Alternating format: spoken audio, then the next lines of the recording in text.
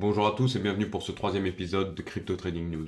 Je commence par vous remercier pour tous les messages que vous nous laissez dans les commentaires. On voit que la série vous plaît, on va donc pouvoir continuer. C'est vraiment super sympa, merci à vous.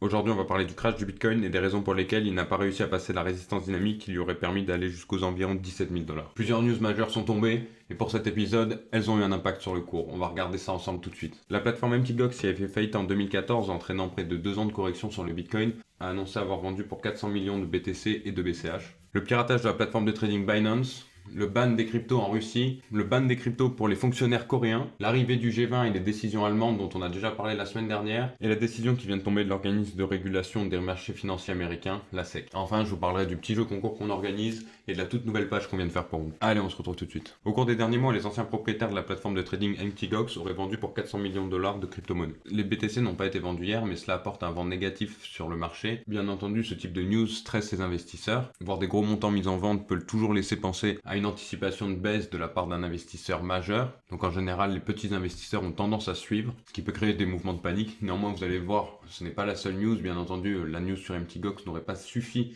à provoquer un crash comme on l'a vu sur les 48 dernières heures. La plateforme Binance a été hackée hier. De nombreux utilisateurs se sont plaints d'avoir leur monnaie échangée contre du Bitcoin puis du VIA. En effet, un hacker aurait réussi à pirater des outils tiers et acheter du VIA en grande quantité de manière à faire un pump and dump massif. Plus de 1500% de gains ont été enregistrés sur le VIA. Et bien entendu, de nombreux utilisateurs ont vu leur solde baisser, dont celui-ci qui a perdu près de 25% de son solde. Cela a bien entendu affecté le marché et renforcé le vent d'insécurité qui règne et la peur des investisseurs. Comme si cela ne suffisait pas, la Russie a également ajouté son grain de sel. En effet, Poutine a annoncé le début des réglementations sur les crypto-monnaies à partir du 1er juillet. Dès lors, tout paiement en crypto-monnaie sera considéré comme illégal. Les autorités russes précisent que seul le rouble est valable dans le pays, aucun autre dérivé n'est accepté. Bien entendu, cela a eu son impact sur le cours. En Russie, ça va mal. MTGOX annonce avoir vendu 400 millions. Binance est hacké et vous allez voir, ce n'est pas terminé. En effet, en Corée du Sud, le gouvernement annonce interdire le trading de crypto-monnaies pour tous les fonctionnaires. Après avoir annoncé qu'il n'y aurait aucune interdiction d'aucune manière sur les crypto-monnaies dans le pays, le gouvernement sud-coréen change de position et l'interdit pour tous les fonctionnaires. On a donc un vent législatif qui vient s'ajouter à un vent de panique entre les hacks, les interdictions et les ventes de grandes quantités de crypto-monnaies. De plus, la France veut aborder la question du Bitcoin et de la régulation surtout du Bitcoin lors du G20. Ce dernier aura lieu début avril, la date approche. Bien entendu, cette annonce date du 17 décembre, il y a donc presque 3 mois. Si je vous en parle aujourd'hui, c'est parce qu'encore aujourd'hui, elle a un impact sur le cours. Comme vous allez voir sur le chart tout à l'heure, c'est ce type d'annonce qui a empêché le Bitcoin de passer sa résistance, les volumes d'augmenter et donc les acheteurs de prendre le dessus. Pour l'instant, je pense que les investisseurs vont attendre de voir ce qui se passe au G20 pour se positionner. Néanmoins, c'est la France et l'Allemagne qui vont proposer de discuter du Bitcoin lors du G20. Or, le ministère des Finances allemand vient tout juste d'annoncer qu'il ne taxera pas les paiements en Bitcoin. On en a parlé la semaine dernière. A priori, c'est une news positive qui montre que les Allemands sont pour le Bitcoin. On attend donc peut-être pas une interdiction globale des crypto-monnaies lors du G20, mais il y aura une régulation et bien entendu cela fait peur aux investisseurs. D'ailleurs, les Américains annoncent déjà que les plateformes d'échange devront s'enregistrer auprès de l'agence, la SEC. C'est l'autorité des marchés financiers américaine tout simplement. En ce moment, on est donc dans un vent de panique, on est à l'approche d'une résistance majeure et bien entendu toutes ces news ont repoussé les acheteurs. Personne ne pouvait prendre le risque d'acheter alors qu'il y avait des incertitudes sur les décisions juridiques qui allaient être prises dans les prochaines semaines. A priori, on devrait revoir le marché repartir à la hausse après le G20, donc début avril, en fonction bien entendu des décisions qui seront prises lors du G20. Bien entendu, s'il y a une interdiction des crypto-monnaies, le marché risque de s'effondrer. Maintenant, si les crypto-monnaies sont acceptées, régulées, qu'il y a une place qui est faite pour les investisseurs en sécurité pour investir, à ce moment-là, bien entendu, on peut penser que le marché va repartir et de plus belle même. Vous allez pouvoir le voir tout de suite sur les charts. Toutes ces news ont eu un impact très négatif. De toute façon, vous avez dû le ressentir au cours des 48 dernières heures. On va regarder ça tout de suite. Allez, à tout de suite les cryptos. On se retrouve sur le Daily BTC. On a réintégré notre canal baissier.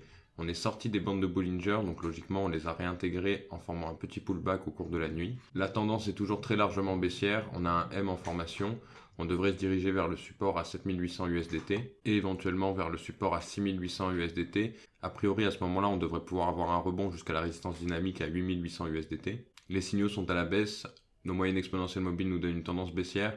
La MA50 nous donne une tendance baissière et la MA100 est en train de repartir à la baisse également. MACD nous donne un signal de vente, mais une TEI est en formation.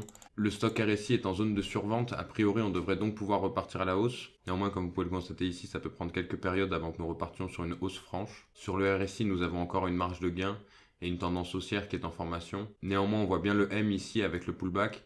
Difficile de dire à ce stade si les acheteurs arriveront à garder le contrôle du marché. Pour cela, ils devraient passer la résistance dynamique majeure à 9400 USDT et ce ne sera pas une mince affaire.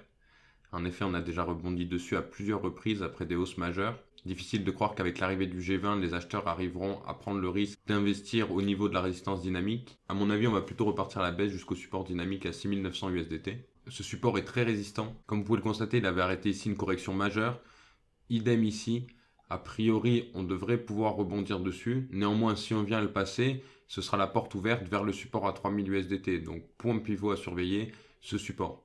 Il va falloir qu'on se reporte sur le 4-hour chart pour en savoir un peu plus sur le M qui est en formation et essayer de déterminer si les acheteurs peuvent ou non passer cette résistance dynamique. Nous voilà sur le 4-hour chart. Ici, les signaux sont plutôt à la hausse. On est très éloigné de nos moyennes mobiles. Donc, a priori, on devrait avoir tendance à s'en rapprocher. De même, nous avons rebondi sur un support majeur. Un retour jusqu'au niveau des 9800 USDT n'est pas improbable. Comme vous pouvez le constater, le RSI nous donne une tendance haussière. Le stock RSI arrive en zone de surachat, mais nous avons encore pas mal de marge. De plus, MACD nous donne un signal d'achat. A priori, nous devrions donc revoir les prix partir à la hausse. MACD forme un canal comme ceci. On devrait pouvoir le retrouver sur le graphique. Vous allez pouvoir vous en servir pour déterminer le point de retournement des MACD qui se situera par ici, et donc votre point de vente. Si toutefois le pullback n'arrive pas à prendre le dessus et que les vendeurs reprennent la main, on va tout de suite aller sur le support à 8000 USDT, très certainement pour y rebondir comme ici et comme là, puis par la suite sur le support dynamique à 7500 USDT. Ici nous avons un double top, pour l'instant très difficile de dire si le pullback va prendre le dessus, pour l'instant c'est les vendeurs qui gardent la main mise sur le marché. Pour voir une réelle hausse, il va falloir qu'on casse cette résistance dynamique, ça paraît très difficile, on en a 1, 2, 3 à passer avant cela. Donc a priori on ne devrait pas y arriver. Vous le voyez, notre marge de perte est encore assez importante, même si on venait à rebondir ici à 6450 USDT, cela ne remettrait pas en question l'avenir du Bitcoin puisque nous pourrions partir et former le W comme ceci en direction des 17 000 USDT. Ce scénario coïncide bien avec les news que nous avons vues dans la première partie. Ça nous ferait un rebond aux alentours de fin mars avec un retour à la hausse début avril. Si j'ai un conseil à vous donner, c'est de patienter en attendant que la législation devienne plus claire. On en saura plus début avril, ce sera le moment de réinvestir. En attendant, il va falloir faire pas mal de day trading, prendre des positions longues reste assez risqué. Comme vous pouvez le constater, on suit toujours notre tendance baissière depuis des mois et des mois. Pour l'instant, rien n'indique que nous allons la quitter à court terme. Difficile donc de prendre des positions à la hausse. Il va falloir attendre d'avoir une annonce majeure qui permettrait de repartir sur un marché aussi durable.